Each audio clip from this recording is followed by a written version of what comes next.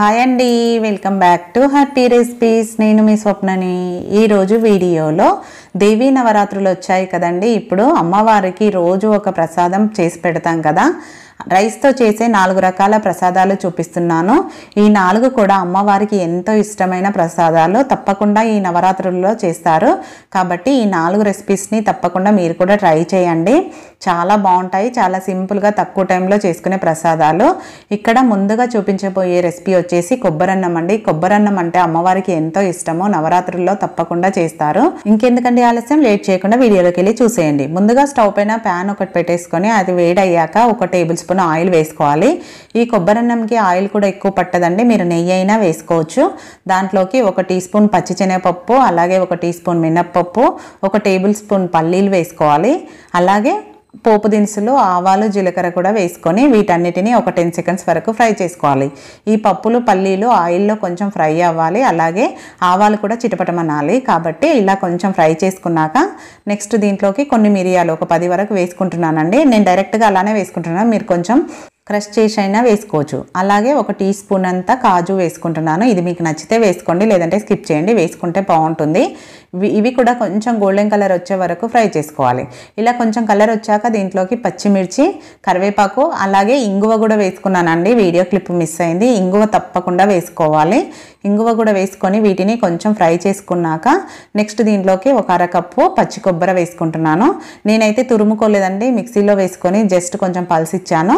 మరీ సన్నగా కాకుండా బరకగా ఉండేలాగా చేసుకోవాలి. మీరు కావాలంటే తురుముకొనైనా వేసుకోవచ్చు. ఈ పచ్చి కొబ్బరిను కొంచెం లో ఫ్లేమ్లో 1 మినిట్ వరకు ఫ్రై చేసుకోవాలి. ఒక 1 మినిట్ తర్వాత చూడండి ఇలా కొంచెం కలర్ చేంజ్ అవుతుంది కొబ్బరి కూడా. ఇలా ఫ్రై అయ్యాక దీంట్లోకి నేను ఆల్రెడీ ఉడికించుకున్నానండి 2 కప్పుల రైస్ని. కొంచెం పొడి పొడిగా ఉడికించుకోవాలి. రెడీగా చేసుకున్న రైస్ని దీంట్లోకి వేసేసుకుంటున్నాను. ఇప్పుడు రైస్ అంతా కలిసేలాగా కలుపుకోవాలి. లో ఫ్లేమ్లోనే పెట్టుకొని ప్రాసెస్ అంతా చేయాలండి. ఇది మొత్తం లో ఫ్లేమ్లో, మీడియం ఫ్లేమ్లో పెట్టుకొని చేసుకోవాలి. ఇప్పుడు దీంట్లోకి రుచికి సరిపడా ఉప్పు వేసేసుకొని మొత్తం అంతా కలిసేలాగా కలుపుకోవాలి.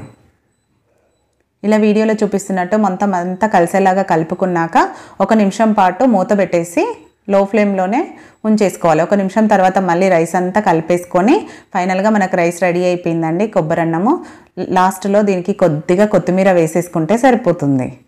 కొత్తిమీర వేసేసుకొని స్టవ్ ఆఫ్ చేసేసుకొని ఒకసారి మొత్తం కలిపేసుకొని అమ్మవారికి నైవేద్యంగా పెట్టడానికైనా, పిల్లలకి లంచ్ బాక్స్లో పెట్టడానికైనా, బ్రేక్ఫాస్ట్గా తినడానికైనా చాలా బాగుంటుంది. కొబ్బరన్నం టేస్ట్ అయితే చాలా బాగుంటుందండి.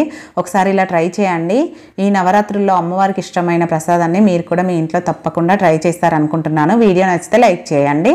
చాలా సింపుల్గా తక్కువ టైంలో అయిపోయింది కదా రైస్. చేసుకోవడం కూడా చాలా సులువు అనమాట. అమ్మవారికి ఇష్టమైన ప్రసాదాన్ని డెఫినెట్గా ట్రై చేయండి. ఇప్పుడు మన నెక్స్ట్ ప్రసాదం వచ్చేసి పరమాన్నం. పరమాన్నం అంటే అమ్మవారికే కాదండి, మనం తినడానికి కూడా చాలా బాగుంటుంది. చేసుకోవడం కూడా చాలా ఈజీ పద్ధతిలో చూపిస్తున్నాను. అమ్మవారికి ఎంతో ఇష్టమైన ఈ ప్రసాదంని తప్పకుండా ట్రై చేయండి.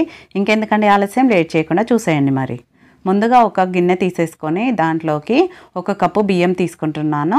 మీరు దేంట్లో ప్రసాదం చేసుకుందాం అనుకుంటున్నారో అదే గిన్నె తీసుకోండి. ఇత్తడి గిన్నె అయినా పర్వాలేదు. దాంట్లోకి 1 కప్పు రైసు, 1 టేబుల్ స్పూను పెసరపప్పు వేసుకోవాలి. మీరు కావాలంటే కొంచెం ఎక్కువైనా వేసుకోవచ్చు. నేనైతే 1 టేబుల్ స్పూన్ వేసానండి. పెసరపప్పుతో చేసే పరమాన్నం అంటే లక్ష్మీదేవికి ఎంతో ఇష్టము కాబట్టి కంపల్సరీగా పెసరపప్పు వేసుకోండి. ఇలా వేసుకున్నాక వీటిని ఒక 2-3 సార్లు శుభ్రంగా కడుక్కోవాలి. కడుక్కున్నాక మనము 1 కప్పు రైస్కి 3 కప్పుల వాటర్ వేసుకోవాలి. అలాగే 1 టేబుల్ స్పూన్ పెసరపప్పు వేసుకున్నాం కదా, పెసరపప్పుకి 1 కప్పు వాటర్ వేసుకోవాలి. మొత్తంగా 4 కప్పుల నీళ్లు వేసుకోవాలి. ఇలా వేసుకొని వీటిని 1 గంట పాటన్నా నానబెట్టుకోవాలండి. మీకు టైం లేకపోతే అరగంట అయినా నానబెట్టుకోండి. నేనైతే ఇక్కడ మామూలుగా మనం తినే రెగ్యులర్ సోనా మసూరి రైస్ తీసుకున్నాను. మీరు ఏ రైస్తో చేసుకున్నా బాగానే ఉంటుంది. ఇప్పుడు దీనిపైన మూత పెట్టేసి నేనైతే 1 గంట పాటు పక్కన పెట్టేసుకున్నాను. గంట తర్వాత డైరెక్ట్గా స్టవ్ పైన పెట్టేసుకోవడం. ఎందుకంటే మనం వాటర్ కూడా కరెక్ట్గా వేసుకున్నాం కాబట్టి ఇలా ఐ ఫ్లేమ్లో పెట్టి మధ్య మధ్యలో కలుపుతూ ఉడికించుకోవాలి. పరమాన్నంని చేసుకోవడం పెద్ద కష్టమేం కాదండి, చాలా సింపుల్గా అయిపోతుంది ప్రసాదము. అమ్మవారికే కాదండి, ఇంట్లో వాళ్ళు కూడా ఎంతో ఇష్టంగా తింటారు ఈ స్వీట్. అంత బాగుంటుంది. చూడండి ఇలా మధ్య మధ్యలో కలుపుతూ వాటర్ అంతా ఎగిరిపోయాక మనకు రైస్ ఉడికిందో లేదో ఒకసారి చెక్ చేసుకోవాలి.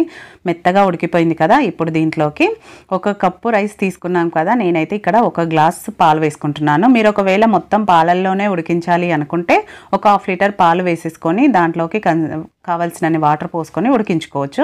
నేనైతే లాస్ట్లో ఉడికినాక పాలు వేసుకున్నాను. ఒక గ్లాస్ మాత్రమే వేసుకున్నాను. పాలు వేసుకున్నాక రైస్ని ఒక 2 నుంచి 3 నిమిషాల పాటు ఉడికించుకోవాలి. ఉడికించుకున్నాక చూడండి, ఒక 2 నిమిషాల తర్వాత స్టవ్ ఆఫ్ చేసేసుకున్నాక మనము 1 కప్పు రైస్ తీసుకున్నాం కాబట్టి ఇక్కడ నేను 2 కప్పుల బెల్లం వేసుకుంటున్నాను. ఇదైతే పర్ఫెక్ట్గా స్వీట్ ఎక్కువ తినే వాళ్ళకు కూడా సరిపోతుందండి. మీరు ఒకవేళ తక్కువ తినేటట్టయితే 1.5 కప్పు బెల్లం వేసుకుంటే సరిపోతుంది. స్టవ్ ఆఫ్ చేశాకనే మనం బెల్లం వేసుకోవాలి. వేసుకొని ఇలా బెల్లం అంతా కలిసేలాగా కలుపుకోవాలి. స్టవ్ వెలిగించొద్దండి, ఇంకా జస్ట్ బెల్లం ఆ వేడికే కరిగిపోతుంది రైస్ మొత్తానికి. ఇలా కలుపుతూ ఉండగానే వేడికే బెల్లం కంప్లీట్గా కరిగిపోతుంది. ఇలా ఒకసారి కలిపేసుకొని దీన్ని పక్కన పెట్టేసుకొని నెక్స్ట్ స్టవ్ పైన ఒక చిన్న ప్యాన్ పెట్టేసుకొని దాంట్లోకి 2 టేబుల్ స్పూన్ల నెయ్యి వేసుకోవాలి. ఇలా నెయ్యి వేడయ్యాక నెక్స్ట్ దీంట్లోకి బాదం కాజును ఇలా కట్ చేసుకొని వేసుకుంటున్నాను. ఈ ప్రసాదంకి డ్రై ఫ్రూట్స్ ఎంత ఎక్కువ వేసుకున్నా టేస్ట్ అయితే అంత బాగుంటుందండి. తినే వాళ్ళైతే కొంచెం ఎక్కువే వేసుకోండి. ఇవి కొంచెం వేగినాక నెక్స్ట్ దీంట్లోకి కిస్మిస్ కూడా యాడ్ చేసుకుంటున్నాను. వీటిని కూడా లో ఫ్లేమ్లోనే మంచి కలర్ వచ్చే వరకు, గోల్డెన్ కలర్ వచ్చే వరకు ఫ్రై చేసుకోవాలి. చూడండి, ఈ విధంగా గోల్డెన్ బ్రౌన్ కలర్ వచ్చాక స్టవ్ ఆఫ్ చేసేసుకోవాలి. స్టవ్ ఆఫ్ చేసేసుకున్నాక నేను ఇక్కడ పరమాన్నం చూపిస్తున్నాను. బెల్లం కంప్లీట్గా కరిగిపోయాక రైస్ కలరే మారిపోయింది చూడండి. ఇప్పుడు నెక్స్ట్ దీంట్లోకి ఒక 1/2 టీ స్పూన్ ఇలాచి పొడి వేసుకొని ఒకసారి కలిపేసుకొని నెక్స్ట్ మనం ఫ్రై చేసి పెట్టుకున్న డ్రై ఫ్రూట్స్ ఉన్నాయి కదా, నెయ్యితో సహా వేసుకోవాలి. మీరు కొంచెం నెయ్యి ఎక్కువ కావాలంటే కూడా దీంట్లో యాడ్ చేసుకోవచ్చండి డైరెక్ట్గా. ఈ ప్రసాదంకి నెయ్యి, డ్రై ఫ్రూట్స్ ఇష్టపడే వాళ్ళు ఎంత ఎక్కువ వేసుకున్నా అంత బాగుంటుందండి టేస్ట్. ఇలా మొత్తం నెయ్యి అవన్నీ కలిసేలాగా బాగా కలిపేసుకోవాలి. కలుపుకుంటే మనకు ప్రసాదం అనేది రెడీ అయిపోయినట్టే. మనం ఇక్కడ బెల్లం వేసాక అస్సలు స్టవ్ వెలిగించలేదండి, అయినా కూడా బెల్లం ఇలా కంప్లీట్గా కరిగిపోతుంది. దేవుడికి ప్రసాదంగా పెట్టడానికి కానీ, పిల్లలు ఏదైనా స్వీట్ చేయమన్నప్పుడు కానీ తక్కువ టైంలో సింపుల్గా అయిపోతుంది. టేస్ట్ కూడా చాలా బాగుంటుందండి. పండగలప్పుడు ఆడవాళ్ళకి ఎలాగో పని ఎక్కువ ఉండి హడావిడే ఉంటుంది. ఆ హడావిడి టైంలో సింపుల్గా అయిపోయే ప్రసాదం రెసిపీ టేస్ట్ కూడా చాలా బాగుంటుంది. దేవీ నవరాత్రుల్లో ఒకరోజు పరమాన్నంని అమ్మవారికి నైవేద్యంగా పెడతారండి. కాబట్టి తప్పకుండా ఈసారి నవరాత్రుల్లో మీరు కూడా మీ ఇంట్లో చేసి పెట్టండి, అమ్మవారికి నైవేద్యంగా చేయండి. చాలా బాగుంటుంది, సింపుల్గా అయిపోతుంది. ఇప్పుడు మన నెక్స్ట్ రెసిపీ వచ్చేసి దద్దోజనం అండి. దద్దోజనం అంటే ఆల్మోస్ట్ అందరికీ ఐడియానే ఉంటుంది. ఇది కూడా నవరాత్రుల్లో తప్పకుండా చేస్తారు. అలాగే గుడిలో పెట్టే కమ్మని దద్దోజనం టేస్ట్ రావాలి అంటే ఎలా చేయాలో ఈ వీడియోలో చూపించాను. కాబట్టి వీడియో స్కిప్ చేయకుండా కంప్లీట్గా చూసి మీరు కూడా ట్రై చేయండి. లేట్ చేయకుండా వీడియోలోకి వెళ్ళి చూసేయండి. మరి ముందుగా నేను ఇక్కడ ఒక పెద్ద కప్పు రైస్ తీసుకున్నానండి. ఆల్రెడీ ఉడికించిన రైసే తీసుకున్నాను. మీరు ఒకవేళ ఉడికించుకోవాలి అనుకుంటే రైస్లో కొంచెం వాటర్ ఎక్కువ పోసేసి కొంచెం మెత్తగా చేసుకోవాలన్నమాట. ఎప్పుడైనా దద్దోజనంకి, పెరగన్నంకి అన్నం అనేది కొంచెం మెత్తగా ఉండాలి. నేనైతే వేడి వేడి అన్నంని తీసుకొని ఈ విధంగా మెత్తగా గ్లాస్తో ఒత్తుకోవాలి. ఒకవేళ మీరు అన్నం కొంచెం మెత్తగా ఉడికించుకున్నారనుకోండి, ఇలా ఒత్తనవసరం లేదు. నేనైతే ఇక్కడ ముందుగానే ఉడికించుకున్నాను కాబట్టి వేడి వేడిగా ఉన్నప్పుడే గ్లాస్తో ఇలా ఒత్తుకొని మెత్తగా చేసుకున్నాను. ఇలా చేసుకున్నాక రుచికి సరిపడా ఉప్పు వేసేసుకోవాలి. అలాగే 1 కప్పు పాలు తీసుకుంటున్నానండి. నేను ఇక్కడ కాచి చల్లార్చిన పాలు తీసుకుంటున్నాను. ఇలా అన్నంలో పాలు వేసుకోవడం వల్ల మనకు ఎక్కువసేపు గట్టిపడకుండా ఉంటుంది దద్దోజనం అనేది. అలాగే టేస్ట్ కూడా చాలా బాగుంటుంది. ఎక్కువ తొందరగా పుల్లగా అవ్వకుండా టేస్ట్ కూడా చాలా బాగుంటుంది. ఇలా పాలంతా అన్నంలో కలిసాక అన్నం కంప్లీట్గా చల్లారాలి అన్నమాట. వెంటనే పెరుగు వేయొద్దు. ఒకవేళ పాలు చల్లగా ఉంటే గనక వెంటనే చల్లారింది అనుకోండి, పెరుగు యాడ్ చేసుకోండి. నేను ఇక్కడ ఒక 2 నిమిషాల తర్వాత సేమ్ ఏ కప్పుతో అయితే పాలు తీసుకున్నామో అదే కప్పుతో 1 కప్పు కమ్మని పెరుగు వేసుకోవాలి. పెరుగు అనేది అస్సలు పుల్లగా ఉండకూడదు, స్వీట్గా ఉండాలి. ఆ పెరుగును వేసేసుకొని మొత్తం అంతా కలిసేలాగా కలుపుకోవాలి. ఇలా మొత్తం కలుపుకున్నాక ఇప్పుడు రెడీ అయిపోయిందిగా. ఫైనల్గా కొద్దిగా కొత్తిమీర వేసేసుకొని కలుపుకోవాలి. కలుపుకున్నాక ఇప్పుడు దీనికి మనము పోపు పెట్టుకోవాలన్నమాట. చూడండి, కన్సిస్టెన్సీ అనేది ఈ విధంగా ఉండాలి, మరీ గట్టిగా ఉండకూడదు. రెడీ అయిపోయిందిగా. దానికోసం స్టవ్ పైన పోపు కోసం ఒక ప్యాన్ పెట్టుకొని అది వేడయ్యాక 1 టేబుల్ స్పూన్ ఆయిల్ వేసుకోవాలి. ఆయిల్ వేడయ్యాక 1 టేబుల్ స్పూన్ పల్లీలు వేసుకొని పల్లీలను ఒక 10 సెకండ్స్ వరకు ఫ్రై చేసుకోవాలి. ఇవి వేగడానికి కొంచెం టైం పడుతుంది కాబట్టి ముందుగా పల్లీలను వేసుకొని వేయించుకున్నాక నెక్స్ట్ దీంట్లోకి 1 టీ స్పూన్ పచ్చిశనగపప్పు, 1 టీ స్పూన్ మినపప్పు వేసుకోవాలి. వీటిని కూడా ఒక 10 సెకండ్స్ వరకు లో ఫ్లేమ్లోనే ఫ్రై చేసుకోవాలి. ఇవి వేగడానికి టైం పడుతుంది కాబట్టి 1 నిమిషం పాటు ఇలా లో ఫ్లేమ్లో ఫ్రై చేసుకున్నాక నెక్స్ట్ పోపు దినుసులు, జీలకర్ర, ఆవాలు వేసుకోవాలి. అవి కూడా కొంచెం చిటపటం అన్నాక ఒకసారి ఇలా కలిపేసుకొని, ఇవి మరీ వేగనివ్వద్దండి, మొత్తం లో ఫ్లేమ్లోనే చేసుకోవాలి. ఇలా కొంచెం వేగినాక 1 టేబుల్ స్పూను జీడిపప్పు పలుకులు వేసుకుంటున్నాను. మీరు ఎక్కువ తినే వాళ్ళైతే ఇంకొంచెం ఎక్కువ కూడా యాడ్ చేసుకోవచ్చు. నేనైతే 1 టేబుల్ స్పూన్ ఒక 5-6 అన్నీ వేసుకున్నాను. అవి కొంచెం వేగినాక నెక్స్ట్ కొంచెం అల్లం ముక్కలు, అలాగే కొద్దిగా పచ్చిమిర్చి ముక్కలు వేసేసుకోవాలి. ఒక 1/2 టీ స్పూన్ మిరియాలను కచ్చపచ్చగా దంచి వేసుకోవాలి. ఒక ఎండుమిరపకాయను ఇలా తుంచుకొని వేసుకొని వీటిని కూడా కొంచెం లో ఫ్లేమ్లో 10 సెకండ్స్ వరకు ఫ్రై చేసుకోవాలి. అల్లం కొంచెం వేగినాక నెక్స్ట్ ఫైనల్గా దీంట్లోకి కొంచెం ఇంగువ, కొద్దిగా కరివేపాకు కూడా వేసేసుకొని ఫ్రై చేసుకొని స్టవ్ ఆఫ్ చేసేసుకోవడమే. అంతేనండి, పోపుని ఇప్పుడు డైరెక్ట్గా పెరుగన్నంలోకి కలిపేసుకోవడమే. ఇందులో ఇంగువ అనేది కంపల్సరీగా వేసుకోవాలి. అల్లం ముక్కలు, ఇంగువ అనేది కంపల్సరీగా వేసుకోవాలండి. ఇప్పుడు ఈ పోపును మొత్తం ఈ పెరుగన్నంలో కలిపేసుకుంటే సరిపోతుంది.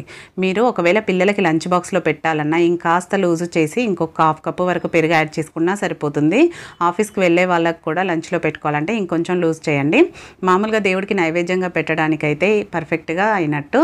చూడండి, చూస్తుంటేనే తెలిసిపోతుంది కదా ఎంత పర్ఫెక్ట్గా వచ్చిందో. చాలా సింపుల్గా అయిపోయే ప్రసాదం రెసిపీ. తప్పకుండా మీరు కూడా ట్రై చేయండి. చూసారు కదా, దద్దోజనం మనకు గుళ్ళో పెడితే ఎలా టేస్ట్ ఉంటుందో సేమ్ అలానే ఉంటుందండి. ఒకసారి నేను చూపించినట్టు చేశారంటే మీకే తెలుస్తుంది. ఈ నవరాత్రుల్లో తప్పకుండా ఈ దద్దోజనంని కూడా ట్రై చేయండి. ఇప్పుడు నెక్స్ట్ ప్రసాదం వచ్చేసి పులిహోర. ఏ పండగకైనా మనం తప్పకుండా చేసుకునే పులిహోరను చాలా బాగుంటుంది. టేస్ట్ కూడా సింపుల్గా అయిపోతుంది. అది ఎలా చేసుకోవాలో ఈ వీడియోలో చూపించాను కాబట్టి తప్పకుండా చూసి మీరు కూడా ఈ నవరాత్రుల్లో ట్రై చేయండి. లేట్ చేయకుండా వీడియోలోకి వెళ్ళి చూసేయండి. ముందుగా నేను ఇక్కడ 1 కేజీ రైస్ తీసుకున్నానండి. మామూలు రైసే తీసుకున్నాను. సోనా మసూరి రైస్ మనం రెగ్యులర్గా తింటాం కదా, అదే రైస్ తీసుకున్నాను. ఇప్పుడు ఈ రైస్ని 1-2 సార్లు బాగా కడుక్కోవాలి. 2-3 సార్లు శుభ్రంగా కడుక్కున్నాక, కేజీ రైస్ అంటే 1 డబ్బాతో తీసుకుంటాం కదా, అదే డబ్బాతో 1.5 డబ్బా నీళ్లు పోసుకోవాలండి. అప్పుడు మనకు రైస్ అనేది పొడి పొడిగా కరెక్ట్గా వస్తుంది. కాబట్టి నీళ్లు మాత్రం కరెక్ట్గా 1.5 తీసుకోండి, సరిపోతుంది. ఇప్పుడు దీంట్లోకి కొద్దిగా ఉప్పు వేసుకోవాలి. మరీ ఎక్కువ వేయొద్దండి, కొంచెం వేసుకోవాలి. అలాగే 1 టేబుల్ స్పూన్ ఆయిల్ వేసుకోవాలి. మనకు రైస్ అనేది పొడి పొడిగా రావాలి పులిహోరకు కాబట్టి ఇలా ఆయిల్ వేసుకొని మూత పెట్టేసి పక్కన పెట్టేసుకుందాం. ఒక అరగంట తర్వాత రైస్ని వండుకోవాలి. నెక్స్ట్ చింతపండు 200 గ్రాములు తీసుకున్నానండి. ఈ చింతపండును కూడా 1-2 సార్లు శుభ్రంగా కడుక్కోవాలి. చింతపండు పులుపును బట్టి తీసుకోండి. నేనైతే ఇక్కడ 200 గ్రాములు అనేది కరెక్ట్గా సరిపోతుంది. మీ దగ్గర ఉన్న పులుపును బట్టి కొంచెం తీసుకోండి. 2 సార్లు బాగా కడుక్కున్నాక నిండా నీళ్లు పోసి చింతపండును కూడా ఒక అరగంట సేపు నానబెట్టేసుకుందాం. నెక్స్ట్ దీంట్లోకి పులిహోరలోకి మెయిన్ మసాలా ప్రిపేర్ చేసుకోవాలి. దానికోసం స్టవ్ పైన వెడల్పాటి ప్యాన్ ఒకటి పెట్టుకొని దాంట్లోకి 1 టేబుల్ స్పూన్ మిరియాలు, 1 టేబుల్ స్పూన్ మెంతులు, 1 టేబుల్ స్పూన్ జీలకర్ర వేసుకొని 3 సమపాలుగా వేసుకొని బాగా వేపుకోవాలి. లో ఫ్లేమ్లోనే వేయించుకోవాలండి. ఫ్లేమ్ని అస్సలు పెంచొద్దు. లో ఫ్లేమ్లోనే తిప్పుకుంటూ బాగా వేయించుకోవాలి. ఇవి ఒక 70 to 80% ఫ్రై అయ్యాక నెక్స్ట్ దీంట్లోకి 1 టేబుల్ స్పూన్ నువ్వులు వేసుకోవాలి. ఈ నువ్వులను ఎక్కువ ఫ్రై చేయని అవసరం లేదండి, ఎందుకంటే ప్యాన్ వేడిగా ఉంటుంది, తొందరగా వేగిపోతాయి కాబట్టి ఒక 30 సెకండ్స్ ఫ్రై చేసేసుకొని ఈ విధంగా కలర్ వచ్చాక ఇప్పుడు స్టవ్ ఆఫ్ చేసేసుకోవాలి. స్టవ్ ఆఫ్ చేసేసుకొని అవి చల్లారినాక మెత్తని పౌడర్ లాగా గ్రైండ్ చేసుకోవాలి. చూడండి, అరగంట తర్వాత చూపిస్తున్నాను. చింతపండు బాగా నానిపోయింది కదా. ఇప్పుడు ఈ చింతపండు గుజ్జును ఒక కడాయిలోకి తీసుకోవాలి. అడుగు మందంగా ఉన్న కడాయి తీసుకోండి. అప్పుడే మనకు చింతపండు గుజ్జు అనేది అడగంటకుండా ఉంటుంది. మీరు కావాలంటే నాన్ స్టిక్ ప్యాన్ అయినా తీసుకోవచ్చు. ఇప్పుడు ఈ గుజ్జును మీరు జల్లెడతో అయినా జల్లించుకోవచ్చు. నేను డైరెక్ట్గా ఇలా చేయితోనే వడగట్టేస్తున్నాను. చింతపండు నుంచి పూర్తిగా గుజ్జు మాత్రమే తీయాలండి, వాటర్ ఎక్కువ పోయకుండా కొంచెం చిక్కగానే. చూడండి, నేను పూర్తిగా గుజ్జు తీసేశాక చూపిస్తున్నాను. ఇప్పుడు దీంట్లోకి కొద్దిగా ఉప్పు, అలాగే కొంచెం పసుపు, కొద్దిగా ఆయిల్ వేసుకోవాలి. ఒక 1/2 టేబుల్ స్పూన్ ఆయిల్ వేసేసుకొని ఇప్పుడు దీనిపైన స్టవ్ పైన పెట్టుకోవాలి. కొద్దిగా బెల్లం కూడా వేసుకోవాలండి. ఒక 2-3 పచ్చిమిర్చి కూడా కట్ చేసుకొని ఈ విధంగా వేసుకున్నాక మీరు ఎండుమిరపకాయ అయినా వేసుకోవచ్చు. స్టవ్ మీద పెట్టేసి హై ఫ్లేమ్లో పెట్టి మధ్య మధ్యలో కలుపుతూ దగ్గరే ఉండి చింతపండు అనేది బాగా దగ్గరికి ఉడికే వరకు ఉడికించుకోవాలి. కొంచెం టైం పడుతుందండి. చూడండి, ఇలా వీడియోలో చూపిస్తున్నట్టు మనం అక్కడ రైస్ పెట్టేసుకోవచ్చు. పక్కన ఒకవైపు చింతపండుది ఇది చేసుకోవచ్చు, ఇంకో వైపున మసాలాలు పూర్తిగా చల్లారిపోయాయి. ఇప్పుడు దాన్ని మెత్తని పౌడర్ లాగా కూడా గ్రైండ్ చేసుకోవాలి. ఇది మరుగుతూ ఉండగానే మనం అది గ్రైండ్ చేసి రెడీగా పెట్టేసుకోవాలి. ఇప్పుడు పులుసు మరిగిపోయింది కదా, దీన్ని పక్కన పెట్టేసుకొని నెక్స్ట్ పోపు పెట్టుకోవాలి. దానికోసం ఇంకొక కడాయి తీసుకొని స్టవ్ పైన పెట్టి అది వేడయ్యాక ఒక 3 నుంచి 4 టేబుల్ స్పూన్ల వరకు ఆయిల్ వేసుకోవాలండి. చింతపండు పులిహోరకు ఎప్పుడైనా గుర్తుపెట్టుకోండి, ఆయిల్ ఎక్కువే ఉండాలి. ఆయిల్ ఎక్కువ ఉంటేనే చూడ్డానికి బాగుంటుంది, తినడానికి కూడా టేస్ట్ ఉంటుంది. అయితే ఇలా ఆయిల్ వేడయ్యాక ముందుగా నేను ఇక్కడ 1 కప్ అన్ని వేరుశనగ గుళ్ళు వేసుకుంటున్నాను. పల్లీలు వేయించుకోవాలన్నమాట. ఇలా కొద్దిగా ఈ విధంగా లైట్గా కలర్ వచ్చాక ఇప్పుడు వీటిని తీసి ఒక ప్లేట్లోకి వేసేసుకోవాలి. పల్లీలు మనం ఇలా తీయించుకొని లాస్ట్లో కలుపుకోవాలన్నమాట, ముందుగానే కలపకుండా, అప్పుడే టేస్ట్ బాగుంటుంది. నెక్స్ట్ దీంట్లోకి పోపు దినుసులు ముందుగా 1 టేబుల్ స్పూన్ పచ్చిశనగపప్పు, 1 టేబుల్ స్పూన్ మినప్పప్పు, 2 టీ స్పూన్ల ఆవాలు, 2 టీ స్పూన్లు వేసుకోవాలండి ఆవాలు, 1 టీ స్పూన్ జీలకర్ర వేసుకోవాలి. ఇవి కొద్దిగా వేగినాక ఎండుమిరపకాయలు ఒక 5-6 తీసుకున్నాను. మీకు నచ్చినన్ని తీసుకోవచ్చు. దీంట్లో మెయిన్ ఇంగ్రీడియంట్ వచ్చి ఇంగువ అండి. ఇంగువ మాత్రం అస్సలు స్కిప్ చేయొద్దు. అలాగే జీడిపప్పు పలుకులు మీకు ఎంత నచ్చితే అంత వేసుకోండి. నేనైతే ఇక్కడ తక్కువే వేసుకున్నాను. అలాగే ఫైనల్గా పచ్చిమిర్చి కరివేపాకు వేసేసుకొని పోపు కూడా వేగిపోయిందిగా స్టవ్ ఆఫ్ చేసేసుకోవాలి. ఆ వేడికే పచ్చిమిర్చి కరివేపాకు ఈజీగా వేగిపోతుంది కాబట్టి ఇప్పుడు స్టవ్ ఆఫ్ చేసేసుకొని దీంట్లోకి కొంచెం పసుపు వేసుకోవాలి. మనం దీంట్లో పసుపు వేయలేం కదా పోపులో. ఇప్పుడు స్టవ్ ఆఫ్ చేశాకనే పసుపు వేసేసుకోవాలి. ఇలా పసుపు వేసుకొని దీన్ని స్టవ్ పై నుంచి తీసి పక్కన పెట్టేసుకోవాలి. ఇది కూడా కొంచెం చల్లారాలి కాబట్టి పక్కన పెట్టేసుకోవాలి. ఆల్రెడీ మనకు రైస్ రెడీ అయిపోయిందండి. దాన్ని ఒక వెడల్పుగా ఉన్న బౌల్లోకి వేసేసుకోవాలి. రైస్ని నేను ఇక్కడ వేసుకొని ముందే పెట్టేసుకున్నాను. కొద్దిగా వేడిగా ఉంది అంతే. చూడండి ఎంత పొడి పొడిగా వచ్చిందో మీకు చూస్తేనే అర్థమైపోతుంది రైస్ ఎంత పర్ఫెక్ట్గా వచ్చిందో. మనం ఇలా చకచకా చేసేసుకున్నాం అనుకోండి చాలా సింపుల్గా అయిపోతుంది. కాబట్టి ఈ ప్రాసెస్ని తప్పకుండా మీరు కూడా ట్రై చేయండి. ముందుగా మనం ఆల్రెడీ గ్రైండ్ చేసుకున్న మసాలా వేసుకోవాలి. తర్వాత చింతపండు గుజ్జు ఒకేసారి వేయకుండా ఇలా కొంచెం కొంచెం వేసుకొని రైస్కి పట్టించాలి. అలాగే రుచికి సరిపడా ఉప్పు మనం చింతపండులో వేసాము అందుకని చూసి వేసుకోవాలండి. మరి ఎక్కువ వేయొద్దు. రైస్లో కూడా వేసుకున్నాం కాబట్టి కొద్దిగా వేసుకోవాలి. తక్కువ ఉంటే లాస్ట్లో చూసుకొని వేసుకోవచ్చు. కానీ ఇప్పుడు ఈ మసాలా చింతపండు అంతా బాగా కలిసేలా కలుపుకొని గుజ్జు సరిపోలేదు కాబట్టి నేను ఇక్కడ మొత్తం వేసేసుకుంటున్నాను. అంటే 1 kg రైస్కి 200 గ్రాముల చింతపండు పట్టిందనమాట గుజ్జు. ఇప్పుడు ఇది ఆయంత వేసేసుకున్నాక మొత్తం అంతా కలిసేలాగా కలుపుకోవాలి. చూడండి ఇలా వీడియోలో చూపిస్తున్నట్టు మొత్తం అంతా కలిసేలాగా బాగా కలుపుకున్నాక నెక్స్ట్ మనం ఆల్రెడీ పోపు పెట్టుకున్నాం కదా ఆ పోపు వేసేసుకోవాలి. అలాగే వేయించి పెట్టుకున్న పల్లీలు వేసుకోవాలి. పల్లీలు మనం పోపులో వేస్తే అవి మెత్తబడతాయండి. అలా కాకుండా ఇలా సైడ్కి తీసి ఫైనల్గా వేసుకున్నామంటే చాలా బాగుంటుంది టేస్ట్. ఒకసారి ఇలా ట్రై చేయండి. ఈ చింతపండు పులిహోర ఇలా చేసి ఆ మసాలా వేసి ఇలా కలుపుతుంటేనే మంచి స్మెల్ వస్తుందండి. ఇల్లంతా చాలా బాగుంటుంది. కాబట్టి తప్పకుండా ట్రై చేయండి. చూసారు కదండి అమ్మవారికి ఇష్టమైన 4 రెసిపీస్ రైస్తో ఎలా ప్రిపేర్ చేసుకోవాలో సింపుల్గా టేస్టీగా అని చూపించాను కదా. తప్పకుండా మీరు కూడా ఈ నవరాత్రుల్లో ట్రై చేయండి. వీడియో నచ్చితే లైక్ చేయండి, షేర్ చేయండి, సబ్స్క్రైబ్ చేసుకోవడం మాత్రం మర్చిపోకండి. Thank you for watching.